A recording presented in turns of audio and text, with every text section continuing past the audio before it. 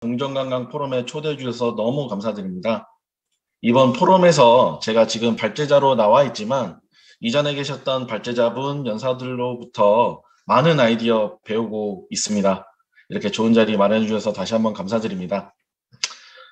중구에게 있어서 공정관광이라는 정책은 단순히 관광에 대한 정책이 아닌 것 같습니다. 중구라는 오래된 도시가 그동안 발전하면서 모여 있었던 여러 가지 문제점들을 이 공정관광이라는 정책을 통해서 많은 부분이 해소될 거라고 저는 생각하고 있습니다. 이 공정관광이라는 조례가 중구에게 있어서는 곧 경제정책이고 일자리 창출 정책이고 소상공인들을 상생할 수 있는 정책이고 물론 관광도 발전할 수 있는 그런 정책입니다. 제가 지금 왜 공정관광을 중구에 있어서 꼭 필요하다고 하는지 우리 중구의 상황에 대해서 많이 설명을 해드리고 앞으로의 이 공정관광의 정책이 중구에서 어떤 역할을 할지 설명을 해드리도록 하겠습니다.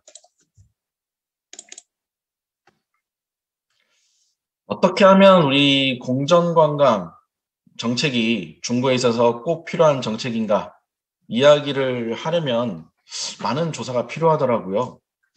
이 조사 속에서 이 중국가 가진 문제점을 단 하나로 표현하기 위해서 많은 자료들을 찾다 보니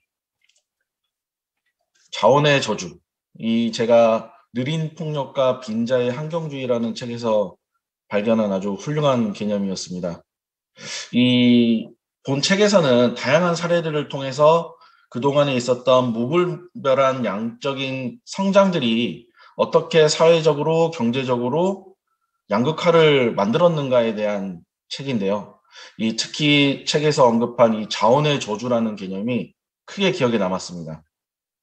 1970년대부터 계속 발전해온 이 자원의 저주라는 개념은 풍요의 역설이라는 개념과도 매우 닮아 있는데요.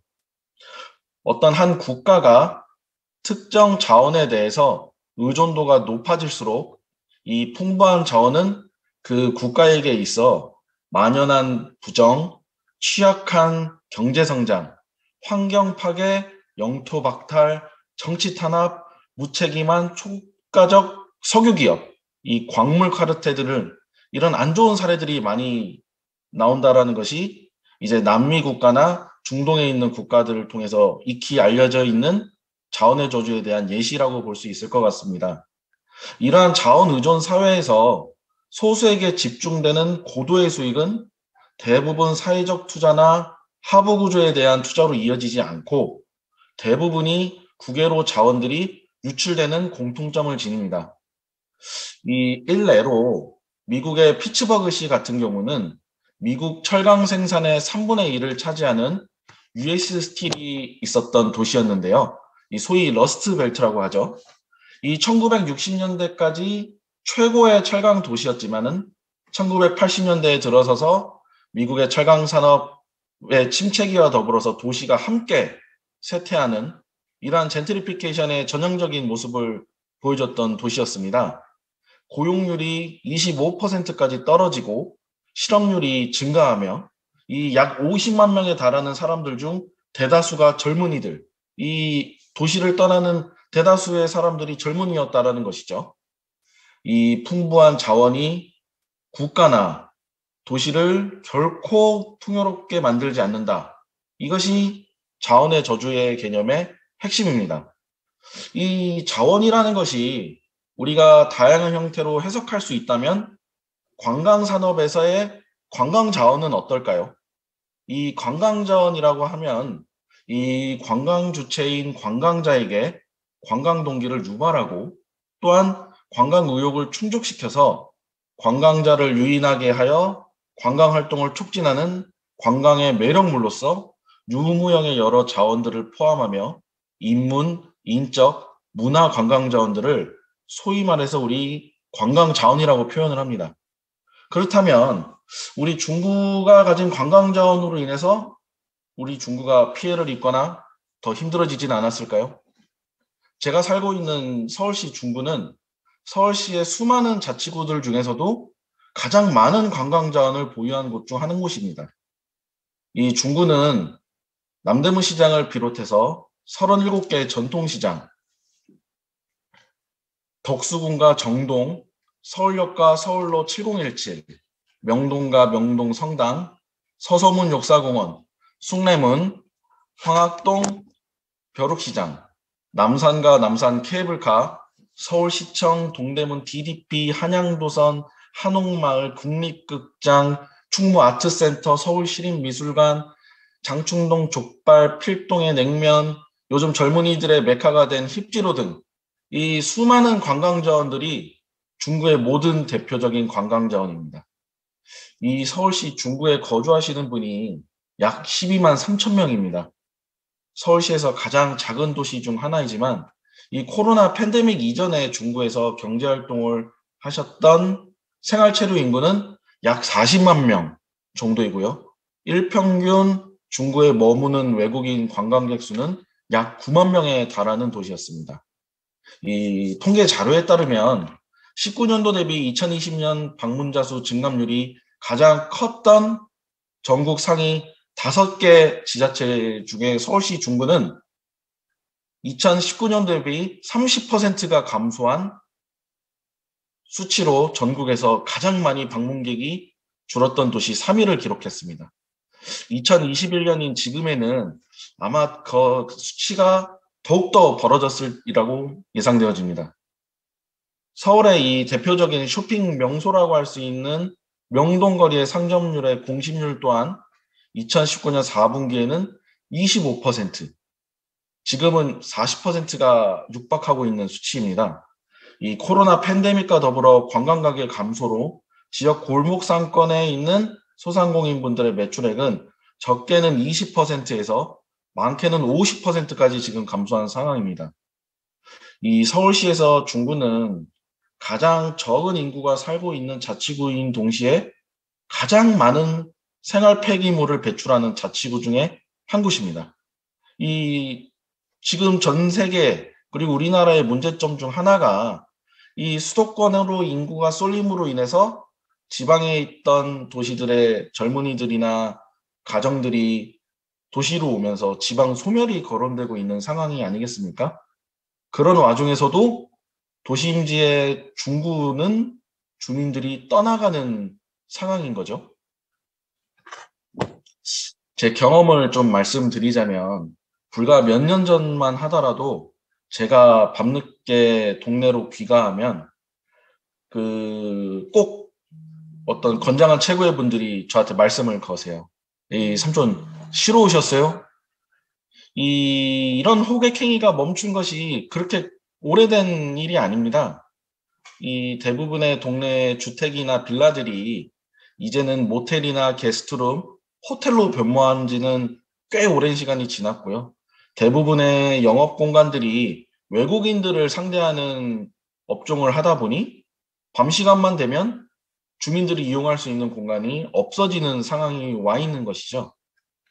그로 인해서 서울시 그 어느 곳보다 CCTV나 가로등이 많지만 주민들은 심리적으로 여전히 불안함을 느낀다는 조사가 있습니다. 이런 것들은 이제 중구가 가지고 있는 어떤 미시적인 문제점이라고 할 수 있고요. 조금 크게 이야기를 해보고 싶어요.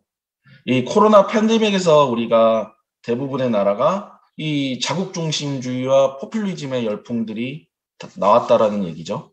이제 앞으로 진행되는 4차 산업혁명이나 기후변화와 같은 이전 지구온난화에 대한 환경 문제도 거론되는 시점에서 우리가 과연 나아가야 될 방향성은 무엇이고 우리가 추구해야 되는 태도는 무엇인가, 이런 것에 대해서 고민을 안 할 수가 없는데요. 이제 시대정신이 공정이라는 가치가 등장을 했고 앞으로 지속 가능한 발전을 최우선의 과제로 뽑는 우리가 이런 배경에는 우리 사회에 만연한 불평등과 격차 그리고 환경위기가 있다고 볼 수 있을 것 같습니다. 중국 또한 인구가 앞으로도 계속 줄어들 예정인데요. 우리나라 마찬가지로 저출생이나 고령화, 저성장 이런 소득과 같은 문제들이 적게는 중구가 모든 바로미터를 갖고 있다고 저는 생각합니다. 지금 우리가 갖고 있는 이런 고질적인 문제가 우리 공동체로부터 제시되고 이런 부분에 대해서 이런 불균형을 해소해야 된다라는 목소리가 계속 커지고 있습니다. 이번 공정관광 조례를 입안하면서 여야에 있는 의원님들과 고민하면서 알게 된 것이 바로 그런 것인데요. 우리가 알고 있는 이런 거시적인 문제가 중구가 고민하고 있는 문제와 많이 닮아 있고, 이런 문제점을 해결하는 데 있어서 이 관광 정책으로 인해서도 해결이 가능하겠다라는 것이 우리 많은 의원님들의 공통된 의견이었습니다. 이 하버드 파인스타인 교수가 제시한 정의로운 도시의 세 가지 원칙이 있는데요. 이 바로 민주주의, 다양성, 형평성입니다.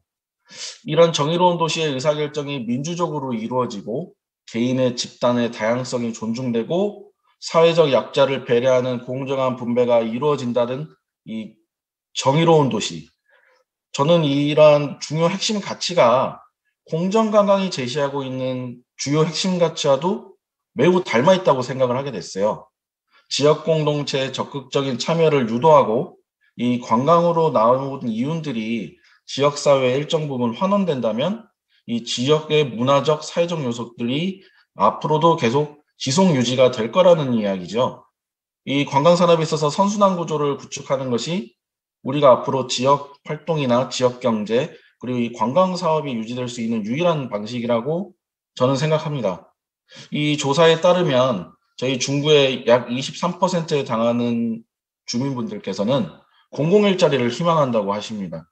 이 공정관광이 활성화가 된다면 앞으로도 지역 주민 주도적인 경제 활성화를 기대할 수 있을 것 같아요. 이 서울에서 가장 많은 쓰레기를 배출하는 서울시 중구가 환경 친화 관광을 위해서 공정관광 정책을 시행하는 동안 우리가 친환경 기업이나 에코 기업과 함께 협업해서 여러 액션 플랜도 추진할 수 있을 거라고 생각합니다. 또한 관광에서에서 관광 약자들을 배려하기 위해서 지역 내에 있는 장애인 활동 그룹과 협업하여 유니버셜 디자인도 적극적으로 차용할 수 있을 거라고 생각이 듭니다. 이미 몇몇 선진 국가들은 코로나로 인해서 국가 비상사태를 선포하면서 기존에 있었던 소비 중심의 관광 모델들을 수정하고 있는 시대입니다. 바르셀로나가 그렇고요. 리옹이 그렇습니다. 제가 지금 가장 구도심지 관광이 활성화되어 있는 도시에서 느끼는 필요성도 그 도시 사람들과 매우 닮아 있다고 볼 수 있을 것 같아요. 이 공정이 우리 시대의 요구라면 이 지속 가능한 미래 세대의 요구에 대해서 우리가 응답해야 될 필요성이 있을 거라고 저는 생각이 듭니다. 공정관광이 앞으로 이러한 핵심 가치들을 가지고 꼭 어떤 결과물을 가지고 우리가 내년 있을 2022년도 공정관광 포럼에서 이런 성과 공유회를 한번 했으면 하는 바람입니다. 우리 대전에서 활발하게 활동하신 구의원님들도 이런 부분에 대해서 관심이 많으실 테니까요. 저희 함께 협업하면서 이 대전과 중구가 거리적 위치는 멀지만 함께 고민하는 방향성이 같기 때문에 여러 좋은 아이디어 공유하고 저희 중구에서도 열심히 공정관광으로 지역 위기를 극복해 보겠습니다. 들어주셔서 모두 감사드립니다.